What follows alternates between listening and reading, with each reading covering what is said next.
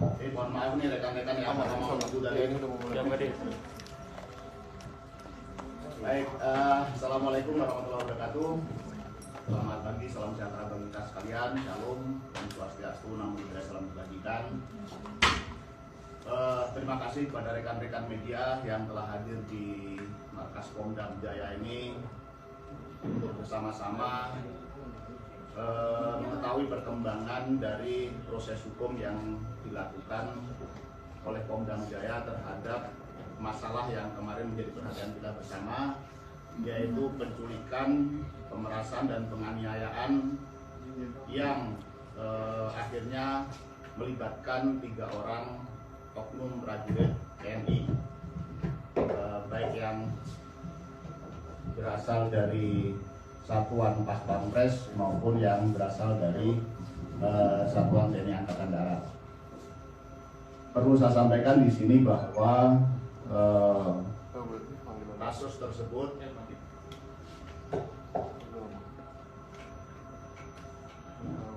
oke, sudah ada. Jadi perlu saya sampaikan bahwa proses hukum yang dilakukan oleh Pomdam Jaya ini berawal dari laporan masyarakat kepada Polda Metro Jaya pada tanggal 14 Agustus 2023 kemarin terkait dengan adanya dugaan penculikan, pemerasan dan penganiayaan.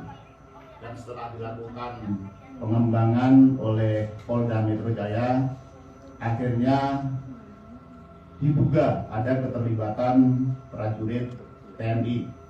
Kemudian dilimpahkan kepada Pomdam Jaya untuk melakukan proses lebih lanjut karena yang diduga melakukan tindak pidana tersebut adalah oknum prajurit TNI. Setelah menerima limpahan perkara dari Polda Metro Jaya, akhirnya Pomdam Jaya melakukan proses selanjutnya, melakukan penyelidikan awal, dan kemudian didapatkan 2 terduga lainnya yang setelah dilakukan penyidikan lanjutan akhirnya ditetapkan sebagai tersangka kasus penculikan, pemerasan dan penganiayaan. Hari ini penyidik Pomdam Jaya terus bekerja untuk mengungkap kasus ini secara tuntas, mengumpulkan keterangan para saksi dan mengumpulkan alat bukti. Dan karena ini sudah menjadi perhatian masyarakat, Puspomad juga menurunkan tim untuk mensupervisi, membantu sekaligus ikut melakukan proses hukum dan juga dikonsultasikan dengan pejabat dari OPMIL, dari Auditor Militer, sehingga ini dipastikan bahwa proses hukum yang dilakukan oleh Pomdam Jaya terhadap kasus penganiayaan atau penculikan, penganiayaan dan pemerasan ini akan dilakukan secara benar, transparan, dan akan disampaikan kepada publik nantinya. Pimpinan TNI dalam hal ini Bapak Panglima TNI termasuk juga pimpinan Angkatan Darat Bapak Kasat telah memberikan perhatian penuh terhadap penyelesaian ataupun proses hukum dari kasus ini. Dan pimpinan juga Bapak Kasat telah memerintahkan polisi militer untuk mengungkap tuntas kasus ini dan memberikan jeratan pidana seberat-beratnya sesuai dengan peran dari masing-masing tersangka nantinya. Ini tentu masih memerlukan proses penyidikannya, akan berlanjut hingga nanti pemberkasan dan akhirnya akan masuk ke proses peradilan. Kami berharap bahwa dengan penjelasan ini masyarakat yakin bahwa kita institusi TNI menjamin tidak ada impunitas apabila ada prajurit yang melakukan pelanggaran pidana. Bahkan mungkin akan bisa dijatuhi hukuman lebih berat karena ada penerapan pasal-pasal pidana umum maupun pasal-pasal pidana militer terhadap tersangka nanti sesuai dengan hasil penyidikan yang terus dilakukan oleh Pomdam Jaya. Saya rasa itu inti daripada proses hukum yang sedang dan terus akan dilakukan terhadap kasus penculikan, pemerasan dan penganiayaan yang dilakukan oleh 3 orang oknum dari prajurit TNI. Dan perlu saya sampaikan juga selain dari 3 oknum tersebut ada juga tersangka dari warga sipil yang sekarang sudah dalam proses ditahan di Polda Metro Jaya. Ini saja yang perlu saya sampaikan. Kalau ada pertanyaan nanti akan kita jawab, dan nanti secara teknis apabila ada update nanti akan disampaikan oleh Pomdam Jaya maupun Kapendam Jaya di mana lokasi terjadinya kasus tersebut ada di wilayah hukum Pomdam Jaya. Demikian, billahi taufiq wal hidayah. Wassalamualaikum warahmatullahi wabarakatuh. Selamat pagi, salam sejahtera bagi kita sekalian.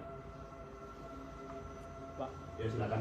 Tadi kan katanya ada keterlibatan sipil ya, itu berapa orang dan perannya apa? Dan kalau boleh dijelaskan mungkin Pak kronologi awal kasus ini dari penculikannya hingga penemuan mayatnya gitu Pak. Baik, jadi saya sampaikan tadi bahwa ada sementara ini yang sudah ditemukan ada keterlibatan 1 orang warga sipil yang kemudian sedang ditangani oleh Polda Metro Jaya. Masalah perannya nanti ini masih dalam proses, dan nanti barangkali untuk tersangka dari sipil bisa dikonfirmasikan ke Polda Metro Jaya. Kalau kronologi saya rasa sudah ini sudah diberitakan bahwa ini berawal dari dugaan penculikan.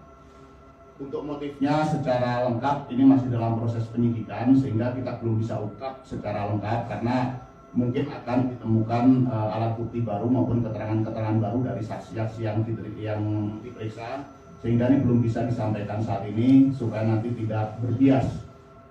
Kita masih mengumpulkan semua fakta yang bisa mendukung dari pengungkapan kasus ini. Nanti setelah lengkap akan kita sampaikan, dan tentu ini menjadi bagian dari proses hukum. Setelah lengkap akan diberkas kemudian dilimpahkan ke pengadilan, dan dalam proses peradilan pun nanti juga masih akan diungkap fakta-fakta yang benar oleh nanti hakim. Demikian. Pak, berdasar informasi dari pihak keluarga kan bahwa IM ini bukan kali pertama diculik, pernah kejadian sebelumnya juga diculik dan menebus sekitar 15 juta. Dan dari hasil pemeriksaan awal ini, apakah kakak M ini sudah berapa kali itu Pak melakukan dugaan penculikan dan pemerasan ini? Apakah sebelumnya juga pernah terjadi melakukan kepada IM atau korban lain? Ini memang yang masih terus kita dalami karena ada beberapa alat bukti yang masih harus kita temukan. Di antaranya adalah handphone korban juga masih belum kita temukan, masih dalam proses pencarian.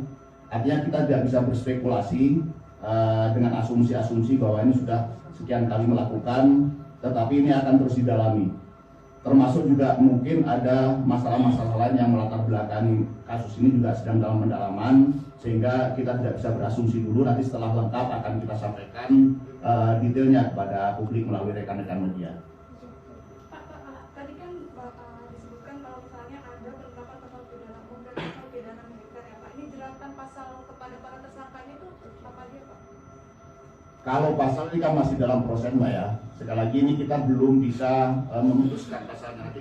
Makanya ada kehadiran dari Otmil ke sini untuk memberikan konsultasi. Kira-kira dari hasil penyidikan itu pasal apa yang bisa dikenakan. Yang pasti ini berawal dari dugaan penculikan, pemerasan dan penganiayaan yang kemudian menimbulkan terjadinya kematian dari korban. Sehingga untuk pasal nanti ini masih dalam proses diskusi antara penyidik dengan berkonsultasi dengan pihak dari Otmil demikian. Pak, terkait dengan tujuan penganiayaan itu apa? Apakah benar tiga orang tersangka ini adalah diduga pengusaha obat yang minta setoran atau bagaimana?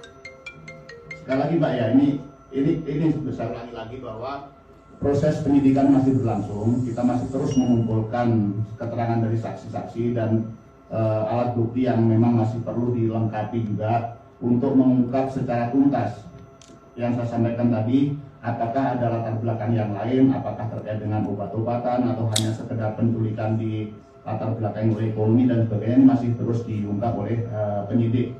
Sehingga kita mungkin opini yang berkembang di media bermacam-macam, tetapi kita proses hukum tidak bisa didasarkan atas opini dari pendapat-pendapat yang beredar di media. Kita masih akan terus melakukan pengumpulan data dan fakta untuk mengungkap yang sebenarnya terjadi di lapangan, begitu. Pak, izin ini kan pasalnya belum diterapkan ya, tapi sudah ada tersangka. Jadi ini dugaan pasalnya itu dugaan penculikan dan pemerasan Pak, atau? Diawali dari dugaan penculikan, pemerasan dan penganiayaan yang kemudian menimbulkan kematian korban. Nanti apakah ini berencana atau tidak nanti akan dilihat hasil penyidikan dan hasil konsultasi dengan Hotmail begitu. Pak, tiga tersangka itu dari mana bisa kenalkan? Satu itu Pas Pampres, satu lagi dari Kodam Iskandar Muda, dan satu lagi dari Tipografi ya. Nah itu kenal dari mana mereka bertiga? Baik, untuk detail nanti mungkin hasil dari penyidikan bisa disampaikan oleh Dan Pom Jaya. Silakan. Mohon izin tadi saya menjawab pertanyaan ke wartawan. Mereka ini semua satu angkatan yang mereka juga latar belakangnya adalah orang-orang dari Aceh yang sama-sama dinas di Jakarta, yang sama-sama berada di Jakarta, sehingga mereka melakukan itu secara bersamaan rencana untuk penculikan dan pemerasannya itu memang dari kelompok orang yang sama, dan mereka tidak mengenal secara detail orang korban, tapi mereka mengetahui komunitas korban ini kegiatannya apa saja. Berarti sebelumnya tidak saling kenal atau bagaimana? Dia tidak saling kenal, tapi tahu komunikan yang korban ini adalah berasal dari Aceh. Komunitas orang-orang Aceh di tempat itu apa kegiatannya mereka tahu, sehingga mereka melakukan tindakan tersebut. Komunitas apa ya Pak? Komunitas orang penjual kosmetik. Pak, apakah sudah ditemukan dari penyidikan awal ini obat ilegal itu yang seperti apa gitu jenisnya? Nah, ini masih dalam pendalaman lagi. Kalau daftar obat J itu kan macam-macam, G itu kan macam-macam. Nah, kami dalami lagi yang korban ini apa saja jualan obat yang terlarangnya, karena itu masih dalam tahap penyidikan. Polda pun juga masih dalam pendalaman juga dalam masalah itu. Sejauh ini sudah berapa saksi diperiksa, kemudian dari mana saja? Saksi yang sudah kami periksa jumlah 8 orang, baik dari pihak keluarga, pihak korban yang pada saat kejadian pertama itu menolong korban untuk supaya tidak diculik. Jadi mereka ini datang, kemudian berusaha mengambil korban, tapi sebelumnya warga sekitar toko itu coba memberikan perlawanan.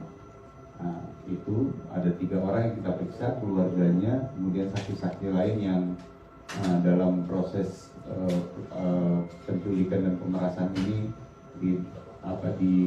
menjadi korban. Ada satu juga korban yang diculik. Sebenarnya yang diculik itu 2 orang, tapi yang satu dilepas di sekitar tol Cikeas di sekitar tol Cikeas itu dia dilepas. Karena mendapati korban ini sudah kondisinya agak nafasnya sudah susah. Nah, karena ketakutannya akhirnya korban yang satu dilepas. Nah, itu juga kita periksa sebagai saksi. Korban satu ini juga penjual obat, Pak? Fotonya sempat viral itu Pak, yang mendapatkan banyak. Itu bukan itu hoax. Itu tidak ada kaitannya dengan kejadian ini.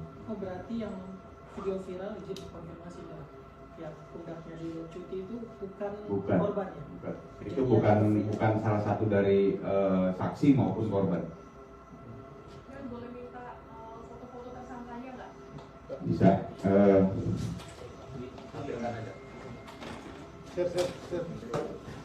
Ini korban ulangi tersangka atas nama Prakaji. Bang Thomas izin ya. Prakaji. Ini proses pemeriksaannya. Ini pemeriksaan Praka RM.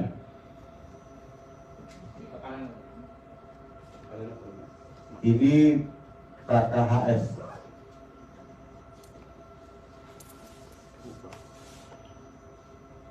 Ini Praka RM.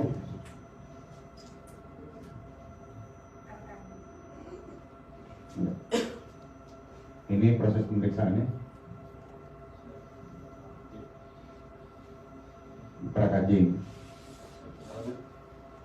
Baik, saya rasa teman-teman media untuk sementara ini keterangan awal yang kami sampaikan cukup, karena ini proses masih terus berlangsung, dan nanti apabila ada update nanti akan kami sampaikan, dan tolong hubungi ke saya nanti satu sumber supaya nanti proses tidak membias. Dan Pak Amin dikit Pak, Thomas dari Kembaran mau tanya Pak, ini kan yang udah jelas meninggal kan itu adalah si imam ya Pak. Nah dari hasil visum sementara itu kan tadi Bapak bilang kan dari video viralnya itu ternyata itu hoax ya Pak. Nah berarti itu para korban ini diapain gitu sama para pelaku ini gitu. Terus hasil visumnya itu seperti apa gitu Pak? Boleh dijelaskan? Jadi perlu saya sampaikan. Ini Pak, speakernya Pak. Ya, halo.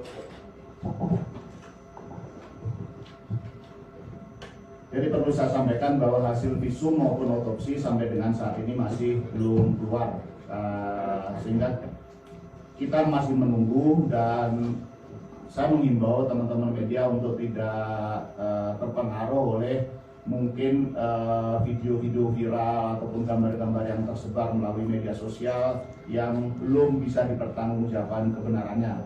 Artinya dalam konteks ini nanti update-nya baik itu hasil otopsi maupun pasal-pasal yang akan dikenakan nanti akan kita sampaikan setelah proses penyidikan, kemudian hasil visum dan otopsi keluar.